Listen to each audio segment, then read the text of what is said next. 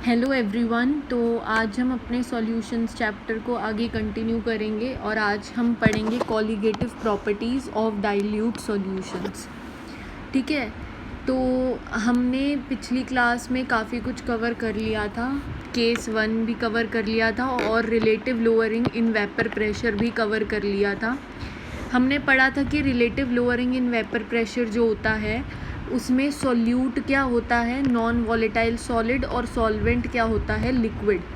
Right. तो जो colligative properties defined होती हैं वो भी इसी कंडीशन के लिए डिफ़ाइन होती हैं। मतलब कॉलिगेटिव प्रॉपर्टी किसके लिए डिफ़ाइन होती है? जब सॉल्यूट क्या हो, नॉन वॉलेटाइल सॉलिड हो, और जब सॉल्वेंट क्या हो, लिक्विड हो, तब हम कॉलिगेटिव प्रॉपर्टी को डिफ़ाइन करते हैं। ठीक है, तो कॉलिगेटिव प्रॉपर्टी का मतलब क्या होता है? सबसे पहले the properties of solution which are independent of identity of solute but depend only on number of solute particles and number में भी मोल इन द सॉल्यूशन। देखिए, हमें इस चीज़ से कोई फ़र्क नहीं पड़ता कि हमारे सॉल्यूशन में यूरिया है या ग्लूकोज है, सॉल्यूट क्या है, उससे फ़र्क नहीं पड़ता। हमें किससे फ़र्क पड़ता है कि कितना नंबर ऑफ सॉल्यूट है। मान लो 1 मोल यूरिया है और 1 मोल ग्लूकोज है, तो उन दोनों की जो कॉलिगेटिव प्रॉपर्टी की वैल्यू आएगी वो सेम ही आएगी। ये नहीं फ़र्क पड़ेगा कि वो यूरिया है और वो ग्लूकोज है। फ़र्क सिर्फ किससे पड़ेगा? नंबर से। अगर दोनों ही 1 मोल लिए हमने तो उनकी कॉलिगेटिव प्रॉपर्टी की जो वैल्यू आएगी वो सेम ही आएगी। तो सबसे पहली बात, कॉलिगेटिव प्रॉपर्टी का मतलब क्या होता है? वो प्रॉपर्टीज़ जो सिर्फ नंबर पे डिपेंड करती हैं और आइडेंटिटी ऑफ सोल्यूट पे डिपेंड नहीं करती। किसके लिए डिफ़ाइन होती है, कब डिफ़ाइन होती है? जब सॉल्वेंट लिक्विड हो और सोल्यूट नॉन वॉलेटाइल सॉलिड हो। अब जो कॉलिगेटिव प्रॉपर्टीज़ होती हैं ना, वो डायरेक्टली प्रोपोर्शनल होती हैं कंसंट्रेशन ऑफ सॉल्यूशन के। अब कंसंट्रेशन में हम क्या क्या कौन सी कंसंट्रेशन टर्म्स को ले सकते हैं? हम मोल फ्रैक्शन को ले सकते हैं, मोलैलिटी को ले सकते हैं और मोलैरिटी को ले सकते हैं। अब किस टाइम कौन सी वाली कंसंट्रेशन टर्म लेनी है वो हम आगे डिस्कस करेंगे। ठीक है, बस ये याद रखिएगा कि जो कॉलिगेटिव प्रॉपर्टीज़ होती है वो कंसंट्रेशन ऑफ सॉल्यूशन के डायरेक्टली प्रोपोर्शनल होती हैं। अब हमने पढ़ना है टाइप्स ऑफ कॉलिगेटिव प्रॉपर्टी। हमने 4 कॉलिगेटिव प्रॉपर्टीज़ इस चैप्टर में पढ़नी है। एक है relative lowering in vapour pressure, एक है एलिवेशन इन बॉइलिंग पॉइंट, एक है depression in freezing point and एक है ऑस्मोटिक प्रेशर, जिसको हम डिनोट करते हैं पाई से। ठीक है, इसमें से हमने relative lowering in vapour pressure तो पढ़ लिया था लास्ट क्लास में। अब हमारी बची हैं ये 3। इन तीनों में से ये वाली आज की क्लास में ख़त्म हो जाएगी और ये वाली जो प्रॉपर्टी है ये अगली क्लास में ख़त्म होगी। तो एक छोटा सा क्वेश्चन आया है, 2 solutions contain 100 gram urea and 100 gram glucose in 1 litre solution respectively. ये थोड़ा सा मिसप्रिंट हो गया, यहाँ वैल्यू है, value of colligative properties for both solutions will be. अब आपको बताना है सेम आएगा यहाँ पे या फिर डिफरेंट आएगा यहाँ पे। तो सोच लीजिए अपना आंसर मन में, फिर मैं आपको बताती हूँ। तो देखिए, हमें देखो कॉलिगेटिव प्रॉपर्टी है तो इससे फ़र्क नहीं पड़ना चाहिए कि यूरिया दे रखा है या ग्लूकोज दे रखा है। हमें सिर्फ किससे फ़र्क पड़ना चाहिए? नंबर में, नंबर से कितना अमाउंट दे रखा है। अब कहीं जल्दबाजी में क्या करेंगे कि यहाँ पे भी 100 ग्राम है, यहाँ पे भी 100 ग्राम है, इक्वल है, तो that means colligative properties will be same, ये लिख के आ जाएंगे। बट ये क्या होगा आपका? गलत। क्यों? क्योंकि यहाँ पे क्लियरली ऊपर लिखा गया है कि जब हम नंबर ऑफ सोल्यूट पार्टिकल्स की बात करें तब हमें मोल्स को कंसीडर करना है। ठीक है, अब 100 ग्राम यूरिया में कितने मोल्स होंगे? 100/60। और 100 ग्राम ग्लूकोज में कितने मोल्स होंगे? 100/180। हमने क्या किया? गिवन मास को मोलर मास से डिवाइड कर दिया ताकि हमारे पास क्या आ जाए? मोल्स निकल के आ जाए। तो इसके इतने मोल्स हैं, इसके इतने मोल्स हैं। क्या मोल्स इक्वल हैं? नहीं। तो मोल्स इक्वल नहीं है तो आंसर क्या आएगा यहाँ पे? डिफरेंट, सेम नहीं लिख के आना आंसर, ठीक है। तो it will be same in case of equal number of moles. जब मोल्स सेम हो तभी इक्वल होंगे, मास सेम हो तब इक्वल, तब कॉलीगेटिव प्रॉपर्टी सेम हो ये ज़रूरी नहीं है। अब सबसे पहले हम पढ़ते हैं एलिवेशन इन बॉइलिंग पॉइंट में। सबसे पहले हम एक ग्राफ पढ़ेंगे जिसमें वाई एक्सिस में क्या है, वेपर प्रेशर है, और एक्स एक्सिस में क्या है, टेम्परेचर है, ठीक है। अब हमने ये जो ग्राफ प्लॉट किया तो इस ग्राफ का जो शेप आया वो ऐसे आया। ये एक्सपेरिमेंटल है कि इसका शेप कैसे आएगा, ये ऐसे शेप आया इसका, ठीक है। ये शेप है ग्राफ की। अब आपको क्या देखना है कि जो ग्रीन वाली लाइन है ना वो प्योर सॉल्वेंट को बता रही है। किसको बता रही है, प्योर सॉल्वेंट को। और जो ये येलो या ऑरेंज में जो लाइन है, थोड़ा येलो ऑरेंज वाला, वो किसको रिप्रेजेंट कर रही है, सॉल्यूशन को रिप्रेजेंट कर रही है, ठीक है। ये वाली जो लाइन है ये किसको रिप्रेजेंट कर रही है, प्योर सॉल्वेंट को। एंड ये वाली जो लाइन है ये किसको रिप्रेजेंट कर रही है, सॉल्यूशन को, ओके। अब देखिए जब एक टेम्परेचर T पे, जो यहाँ पे प्योर सॉल्वेंट का वेपर प्रेशर था वो था P0, क्या था वो, P0, ठीक है। और सेम ही टेम्परेचर पे जो सॉल्यूशन का वेपर प्रेशर था वो क्या है, PS। हमें पता है P0 और PS हमने पिछली क्लास में देख रखा है। P0 हम टर्म कब यूज़ करते हैं, जब हमें vapour pressure of pure solvent लिखना होता है, और PS कब यूज़ करते हैं, जब हमें वेपर प्रेशर ऑफ सॉल्यूशन लिखना होता है। अब ये वाली लाइन क्या रिप्रेजेंट कर रही है, ये रिप्रेजेंट करना है P एटमॉस्फेयर, या P एक्सटर्नल लिख लो।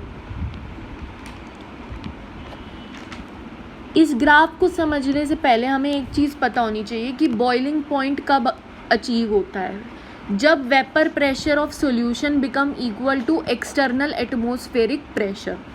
अब देखिए वेपर प्रेशर इस पॉइंट पे आके एक्सटर्नल एटमॉस्फेरिक प्रेशर के इक्वल हो गया है, राइट। तो इस वाले टेम्परेचर को हम क्या बोल देंगे, TB0।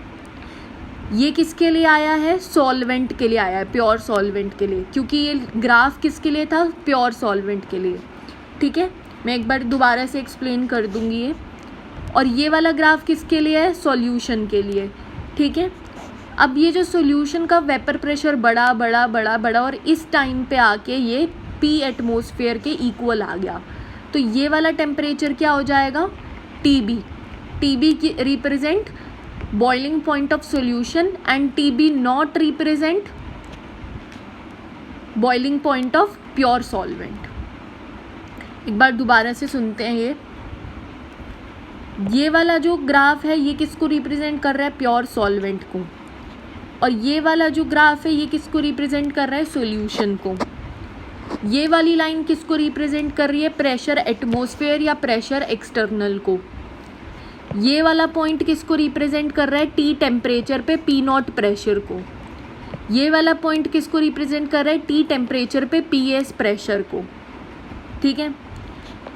अब हमने प्रेशर प्योर सॉल्वेंट का बढ़ाया बढ़ाया, वेपर प्रेशर बढ़ा बढ़ा बढ़ा बढ़ा, और ये एक पॉइंट पे आके P एटमॉस्फेयर के बराबर हो गया। तो इस टाइम पे जो टेम्परेचर होगा उसको हम क्या बोलेंगे, boiling point of pure solvent. Similarly इसका वेपर प्रेशर बढ़ा बढ़ा बढ़ा बढ़ा बढ़ा, एक टाइम आया जब ये P एटमॉस्फेयर के बराबर हो गया, तो इस वाले टेम्परेचर को हम क्या कहेंगे, बॉइलिंग पॉइंट ऑफ सॉल्यूशन। तो आई होप ये क्लियर हुआ ग्राफ। तो देखिए जो प्योर सॉल्वेंट है उसका बॉइलिंग पॉइंट क्या आ रहा है, ये, और जो प्योर और सॉल्यूशन जो है उसका बॉइलिंग पॉइंट क्या आ रहा है, ये।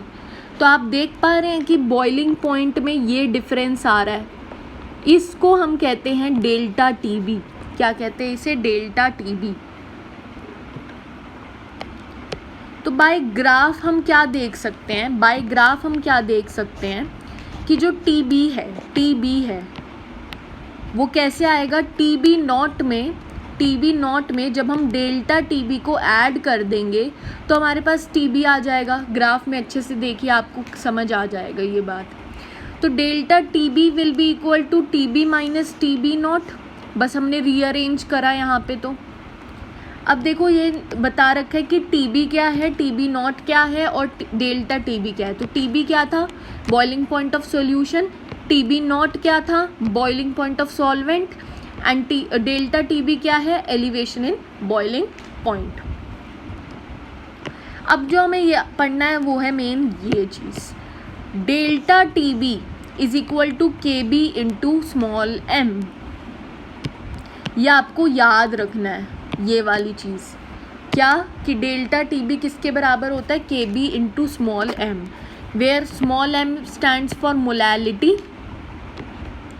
And KB stands for ebullioscopic constant और मोलल एलिवेशन कांस्टेंट। इसको आप कैसे भी प्रोनाउंस कर सकते हैं अकॉर्डिंग टू योर कन्वीनियंस। तो डेल्टा टीबी जो होगा वो किसके बराबर होगा, KB इंटू एम के बराबर होगा, where M is molality and KB is molal elevation constant. और डेल्टा टीबी क्या है, एलिवेशन इन बॉइलिंग पॉइंट है। नोट पॉइंट क्या कहता है कि KB की यूनिट क्या होगी, KB क्या है हमारा, मोलल एलिवेशन कांस्टेंट। इसकी यूनिट क्या होगी, इसकी यूनिट कैसे आएगी, देखो डेल्टा टीबी को अगर मैं मोलैलिटी से डिवाइड कर दूँ तो KB आ जाएगा। अगर मैं डेल्टा टीबी को मोलैलिटी से डिवाइड कर दूँ, मोलैलिटी को नीचे ले आऊँ तो क्या आ जाएगा, KB आ जाएगा। तो इसकी यूनिट क्या होगी, केल्विन या फिर डिग्री सेल्सियस अपॉन में मोलल। ये आप इसको डिवाइड मत समझिएगा, ये मैंने स्लैश लगाया है, मतलब कि या तो आप केल्विन में लिखो या फिर डिग्री सेल्सियस में लिखो, किसी एक में लिखना है, अपॉन में मोलल। अब आपको ये चीज़, ये वाला पॉइंट बहुत अच्छे से याद रखना है कि KB is the property of solvent. KB किसकी प्रॉपर्टी होती है, सॉल्वेंट की प्रॉपर्टी होती है, ठीक है। अभी तो हमने देखा कि delta TB is equal to KB into M. अब KB का भी एक फॉर्मूला होता है, KB क्या होता है, R into TB square into molar mass of solvent upon में 1000 into delta H of vaporisation, ठीक है।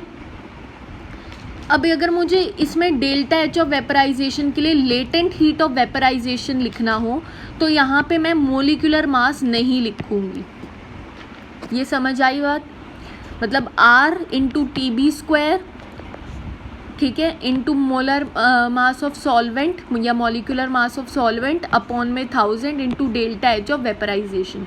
पर अगर मुझे डेल्टा H ऑफ वेपराइजेशन की बजाय लेटेंट हीट ऑफ वेपराइजेशन लिखना है तो इस वाले फॉर्मूले में मैं मोलर मास ऑफ सॉल्वेंट नहीं लिखूँगी, ठीक है।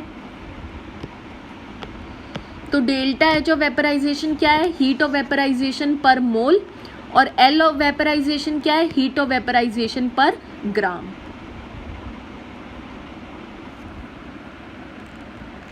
दोबारा से पढ़ते हैं, डेल्टा H ऑफ वेपराइजेशन क्या है, पर मोल के लिए डिफाइन है, और L वेपराइजेशन किसके लिए डिफाइन है, पर ग्राम के लिए डिफाइन है। अब आपको एक वैल्यू याद रखनी है, that is KB for water. KB की वैल्यू पानी के लिए कितनी होती है, 0.52 केल्विन पर मोलल या 0.52 डिग्री सेल्सियस पर मोलल। अब हम एक क्वेश्चन सॉल्व करते हैं। The question says boiling point of benzene is 353.23 Kelvin when 1.80 gram of non-volatile solute dissolve in 90 gram of benzene. Boiling point raised to 354.1 Kelvin. Calculate molar mass of solute. KB for benzene is 2.53. तो देखिए हमें क्या given है, benzene given है और एक non volatile solute given है, ठीक है। Benzene is liquid and non volatile solute given है, दैट मीन्स यहाँ पे एक कॉलिगेटिव प्रॉपर्टी का यूज़ हो रहा है। कौन सी कॉलिगेटिव प्रॉपर्टी का यूज़ हो रहा है, एलिवेशन इन बॉइलिंग पॉइंट का, ठीक है। पहले बॉइलिंग पॉइंट बेंजीन का कितना था, इतना, और जब हमने उसमें नॉन वॉलेटाइल सोल्यूट ऐड किया तो उसका बॉइलिंग पॉइंट बढ़ के कितना हो गया, इतना। तो डिफरेंस कितना आएगा, मतलब इसमें और इसको सब्ट्रैक्ट करेंगे तो आंसर कितना आएगा, आंसर आएगा 0.87। ठीक है, ये मैंने कैलकुलेट करके रख रखा है पहले ही, आप चाहें तो आप कर सकते हैं कैलकुलेट। फिर इन्होंने दे रखा है कि KB फॉर बेंजीन इज़ 2.53, तो यहाँ रख दिया 2.53। तो delta TB gives KB into M, इससे हमारे पास स्मॉल m क्या आ गया, 1/3 आ गया अप्रोक्सीमेटली। ठीक है, हमें कैलकुलेट क्या करना है, molar mass of solute, non volatile solute का मोलर मास कैलकुलेट करना है। और हमारे पास क्या आ गई है, मोलैलिटी आ गई है। मोलैलिटी कितनी आई है, 1/3 आई है। ठीक है, मोलैलिटी का फॉर्मूला क्या होता है, मोल्स अपॉन में weight of solvent in kg। Moles को कैसे लिख सकते हैं, गिवन वेट अपॉन में मॉलिक्यूलर मास, और weight of solvent in kg के लिए इंटू 1000 कर देंगे यहाँ पे। ठीक है, ये 1000 से इसलिए मल्टीप्लाई किया है क्योंकि इन kg लिखना होता है। तो इससे ये एक ही इक्वेशन है और एक ही वेरिएबल है, तो इससे मोलर मास हम इजीली कैलकुलेट कर लेंगे and that comes out to be 60। तो ये एक छोटा सा क्वेश्चन था, एक बार मैं दोबारा से बताती हूँ कि बेंजीन का मतलब प्योर सॉल्वेंट का मोलर बॉइलिंग पॉइंट कितना था, 353.23 केल्विन। जब हमने उसमें नॉन वॉलेटाइल सॉल्यूट ऐड किया तो उसका बॉइलिंग पॉइंट बढ़ के 354.1 केल्विन हो गया।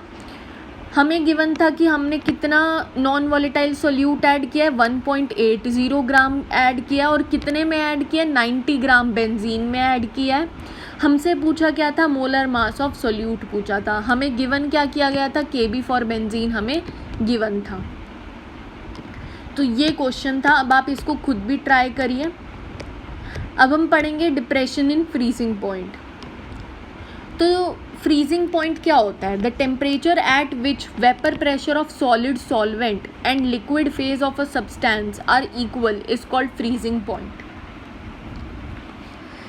तो जब वेपर प्रेशर सॉलिड कंपोनेंट का, और मतलब एक सेकेंड, जब हमारे बीकर में सिर्फ सॉलिड है,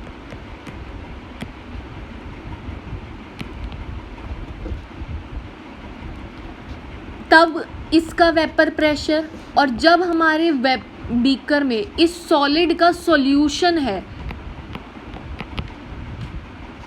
सॉलिड का क्या है, सॉल्यूशन, यानी कि एक लिक्विड सॉल्यूशन है।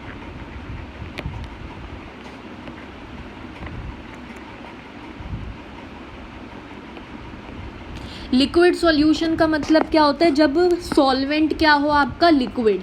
लिक्विड सॉल्यूशन का ये मतलब नहीं होता कि लिक्विड का सॉल्यूशन, इट सिंपली मीन्स जब आपका सॉल्वेंट लिक्विड हो तब हम क्या लिख देते हैं, लिक्विड सॉल्यूशन टर्म यूज़ कर लेते हैं।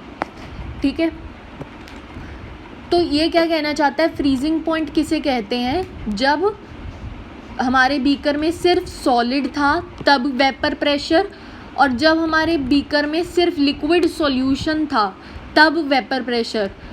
जिस टेम्परेचर पे इन दोनों का वेपर प्रेशर इक्वल हो जाता है उस टेम्परेचर को हम क्या कहते हैं, फ्रीजिंग पॉइंट कहते हैं। ठीक है, एक सेकेंड,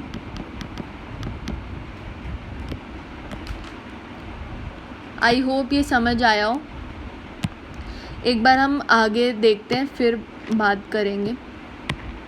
जैसे इसमें भी हमने एक ग्राफ प्लॉट किया है between vapour pressure and temperature. ये वाला जो ग्राफ है ये किसको रिप्रेजेंट कर रहा है, सॉलिड सॉल्वेंट को। सॉलिड सॉल्वेंट का मतलब क्या होगा, जब हमारे बीकर में सिर्फ सॉलिड है, मान लो मैंने कोई सॉलिड सब्सटेंस लिया, मेरे बीकर में सिर्फ वही सॉलिड सब्सटेंस है, तो वो जो सॉलिड सब्सटेंस है वो किसी के साथ मिक्स तो है नहीं, पानी या फिर बेंजीन या किसी सॉल्वेंट के साथ मिक्स तो है नहीं।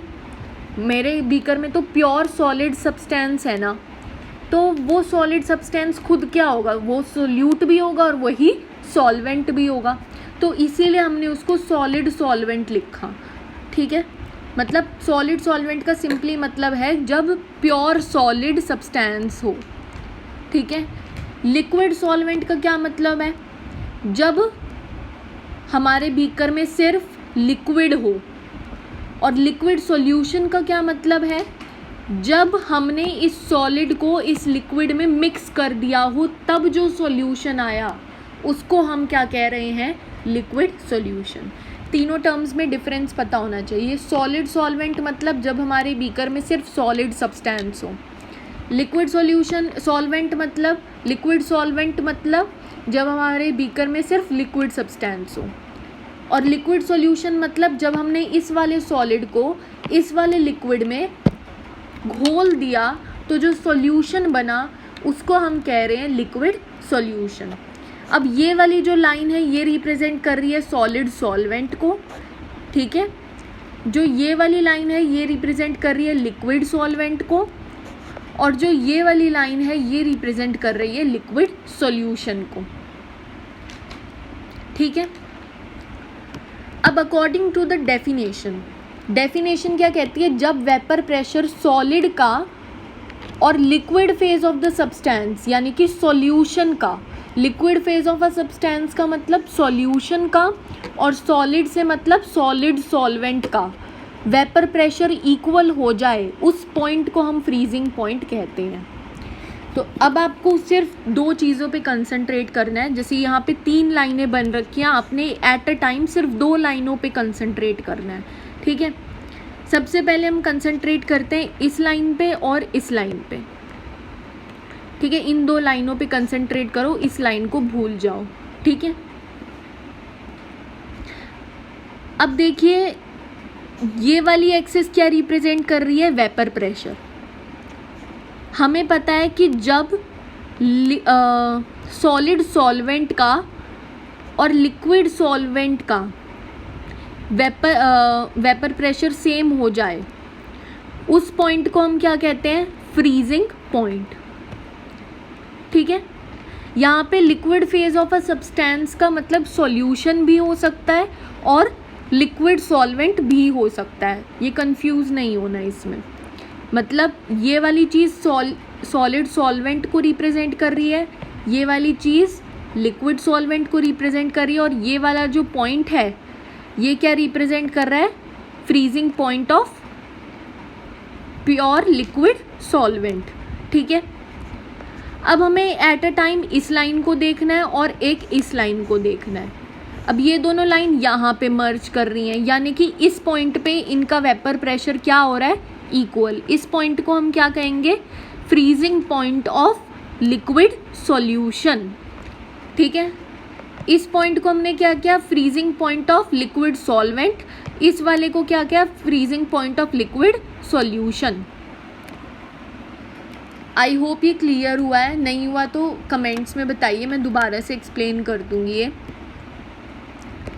तो ये था हमारे पास ग्राफ। अब हम देख पा रहे हैं कि इस वाले टेम्परेचर में और इस वाले टेम्परेचर में थोड़ा सा डिफरेंस है, और उस डिफरेंस को हम कहते हैं delta T F, delta T F.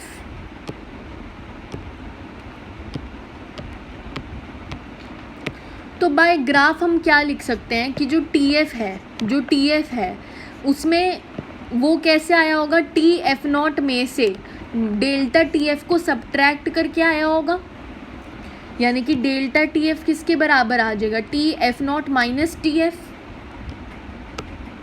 अब मान लो एक्वस सॉल्यूशन है, एक्वस सॉल्यूशन मतलब सॉल्वेंट इज वाटर, ठीक है। तो टी एफ नॉट क्या होगा, टी एफ नॉट तो 0 डिग्री सेल्सियस होगा, पानी का फ्रीजिंग पॉइंट 0 डिग्री सेल्सियस होता है। तो टी एफ नॉट क्या आ गया, 0 डिग्री सेल्सियस आ गया। तो टी एफ तो इस वाली इक्वेशन में अगर मैं टी एफ नॉट की जगह 0 डिग्री रखूं तो मेरी इक्वेशन क्या बन जाएगी, T F is equal to negative of delta T F in degree Celsius, right. अब जो हमें मेन चीज याद रखनी है वो क्या है, delta T F is equal to K F into M. यहाँ पे भी m क्या है, मोलैलिटी है, और kf क्या है, क्रायोस्कोपिक कांस्टेंट या मोलल डिप्रेशन कांस्टेंट है। यूनिट ऑफ kf और kb की यूनिट क्या होगी, दोनों की सेम होगी, केल्विन पर molal, and it is also the property of solvent, ये भी सॉल्वेंट की ही प्रॉपर्टी है। kf की एक और वैल्यू होती है and that is r into T F square into molar mass of solvent upon 1000 into delta H of fusion. अब इसकी एप्लीकेशंस क्या होती हैं, एप्लीकेशन जस्ट एक बार देख लेनी है, कोई पूछता नहीं है। इथाइलिन ग्लाइकोल जिसका मोलर मास 62 होता है, उसको आप एंटी फ्रीजिंग एजेंट की तरह यूज़ करते हो and this is ethylene glycol, ठीक है। और मेल्टिंग ऑफ स्नो में हम क्या यूज़ करते हैं, सोडियम क्लोराइड और कैल्शियम क्लोराइड का यूज़ करते हैं। ये दो ऐसी चीज़ें हैं जो आपको याद ना भी रहे तो भी चलेगा, कोई इतना इम्पोर्टेंट नहीं है ये। थर्ड पॉइंट जो है वो बहुत इम्पॉर्टेंट है कि KF की वैल्यू पानी के लिए कितनी होती है, 1.86। KB की वैल्यू पानी के लिए कितनी थी, 0.52। KF की वैल्यू क्या है, 1.86 केल्विन पर मोलल।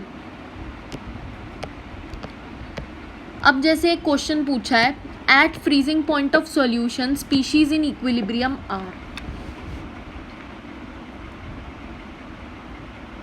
तो फ्रीजिंग पॉइंट ऑफ सॉल्यूशन पे, सॉल्यूशन के फ्रीजिंग पॉइंट पे कौन सी स्पीशीज इक्विलिब्रियम में होती हैं, तो ये हमने अभी जस्ट ग्राफ में देखा कि जब हम सॉल्यूशन की बात करेंगे तो हम इस वाली लाइन को देखेंगे और इस वाली लाइन को देखेंगे।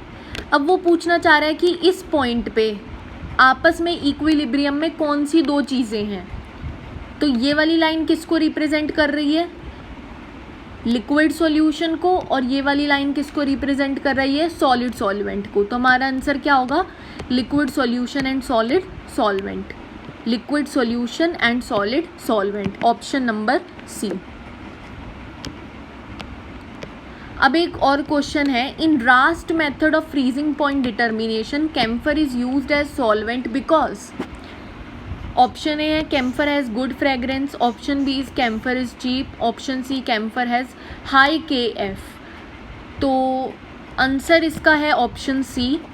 ऑप्शन सी क्यों आएगा वो मैं अभी एक्सप्लेन करती हूँ। सबसे पहले आपको KF ऑफ कैम्फर की वैल्यू पता हो, दैट इज़ 32 डिग्री सेल्सियस पर मोलल। इसको कई कई जगह 40 डिग्री सेल्सियस पर मोलल भी लिखा गया है।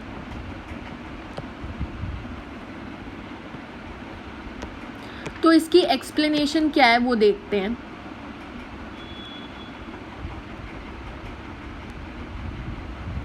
एक सेकेंड,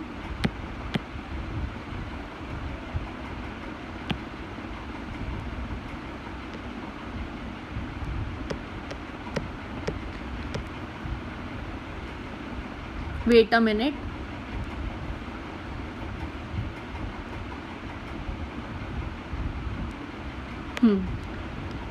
तो देखिए, जो एक्सप्रेशन होता है for depression in freezing point, वो एक्सप्रेशन क्या होता है, ये होता है वो एक्सप्रेशन, ठीक है। डिप्रेशन इन फ्रीजिंग पॉइंट को निकालने के लिए हम डायरेक्ट एक्सप्रेशन जो यूज़ करते हैं वो है ये। अगर हम इस इक्वेशन, इस एक्सप्रेशन को रीअरेंज करें और इस वाले मोलर कैपिटल M को इधर ले जाएं और डेल्टा T को इधर ले आएं, ठीक है, तो capital M will be equal to this, right. यहाँ पे कैपिटल M क्या है, मोलर मास, एंड W क्या है, mass of solute, sorry, capital M क्या है, molar mass and mass of solute, and W क्या है, मास of solvent. KF is molar depression constant in the freezing point constant and delta T is depression in freezing point, ठीक है। जब M, W और capital W are fixed, यानी कि हमने M, small w और कैपिटल W को fix कर दिया, तो higher value of KF will give higher value of delta T। अब देखिए KF की हमने इन तीन चीज़ों को तो फिक्स कर दिया और ये तो फिक्स है ही, 1000 तो 1000 ही रहेगा, यानी कि delta T is directly proportional to KF। अब के एफ की वैल्यू अगर हाई होगी तो डेल्टा टी की वैल्यू भी क्या होगी, हाई। तो at high value of delta T is easy to measure from experimental point of view. ठीक है, when the value of delta T is high there is little room for experimental error, hence more accurate value of capital M can be obtained. Capital M क्या था, molar mass of solute. I hope ये वाली चीज़ समझ आई कि हमने इन 3 चीज़ों को constant रखा, ये कांस्टेंट था ही पहले से। तो delta T is directly proportional to K F. अगर के एफ की वैल्यूज़ हाई होगी दैट मीन्स डेल्टा टी की वैल्यू भी हाई होगी, और अगर डेल्टा टी की वैल्यू हाई होगी तो वो एक्सपेरिमेंटल पॉइंट ऑफ व्यू से अच्छी बात है। क्यों? क्योंकि उसमें फिर एक्सपेरिमेंटल एरर होने के चांसेस क्या होंगे, कम होंगे। तो हमारे पास ज़्यादा accurate value of molar mass of non volatile solute आ पाएगी। तो इसीलिए हमने इसका कौन सी प्रॉपर्टी को यूज़ करना है, हाई के एफ। हाई के एफ होगा तो क्या हाई होगा, delta T. Delta T high होगा तो एक्सपेरिमेंटल एरर के चांसेस क्या होंगे, कम होंगे।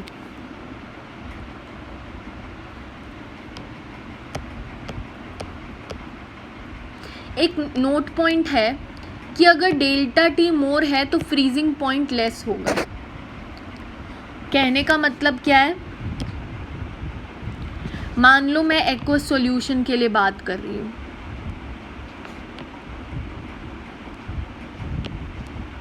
हमें पता है वाटर का फ्रीजिंग पॉइंट होता है 0 डिग्री सेल्सियस। मान लो डेल्टा टी है 5 डिग्री सेल्सियस, तो जो सॉल्यूशन का फ्रीजिंग पॉइंट आएगा वो क्या आएगा, -5 डिग्री सेल्सियस।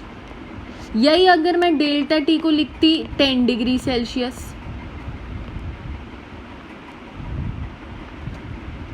तो सॉल्यूशन का कितना आता, -10 डिग्री सेल्सियस, राइट। तो जैसे जैसे मैं डेल्टा टी को 5 से 10 कर रही हूँ, यानी कि बढ़ा रही हूँ, सॉल्यूशन का फ्रीजिंग पॉइंट क्या होता जा रहा है, कम होता जा रहा है। -5 था पहले, फिर घट के क्या हो गया, -10 हो गया।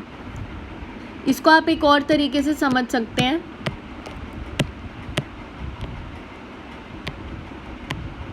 हाँ ये वाला तरीका, T F is equal to negative of delta T F. तो अगर डेल्टा टी एफ बढ़ेगा तो टी एफ क्या होगा, घटेगा। क्यों? क्योंकि यहाँ पे क्या साइन है, नेगेटिव साइन। तो अगर डेल्टा टी एफ बढ़ेगा तो टी एफ घटेगा। क्यों? क्योंकि यहाँ पे कैसा साइन है, नेगेटिव साइन।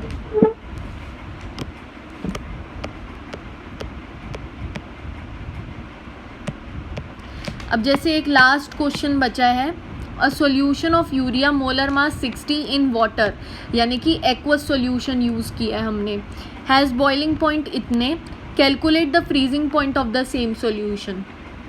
तो हमें इसका फ्रीजिंग पॉइंट बताना है यूरिया के सॉल्यूशन का। हमें बॉइलिंग पॉइंट तो गिवन है, वाटर का बॉइलिंग पॉइंट कितना होता है, 100 डिग्री सेल्सियस। यूरिया जब हमने मिला दिया तो उसका बॉइलिंग पॉइंट थोड़ा सा बढ़ गया, ठीक है, कितना बढ़ा, 0.13। तो देखिए delta T F is K F into M and delta T B is equal to K B into M. ये रही फर्स्ट इक्वेशन, ये रही सेकेंड इक्वेशन। इन दोनों को हमने आपस में कर दिया डिवाइड। तो delta T F and delta T B is equal to K F upon K B, M से एम कट जाएगा। डेल्टा टी एफ हमें निकालना है, डेल्टा टी बी हमें 0.13 गिवन है, के एफ की वैल्यू हमें पता है 1.86 होती है और के बी की वैल्यू भी हमें पता है 0.52 होती है। एक इक्वेशन है, एक ही वेरिएबल है, क्या हम डेल्टा टी एफ की वैल्यू निकाल सकते हैं? बिल्कुल निकाल सकते हैं। तो इससे हमारा आंसर आ जाएगा डेल्टा टी एफ का। फिर डेल्टा टी एफ निकल गया तो वाटर का फ्रीजिंग पॉइंट क्या होता है, 0 डिग्री सेल्सियस, और टी एफ क्या आया, 0.465। तो टी एफ क्या आ जाएगा हमारे पास, माइनस में 0.465 डिग्री सेल्सियस। ये हमारा फाइनल आंसर हो जाएगा।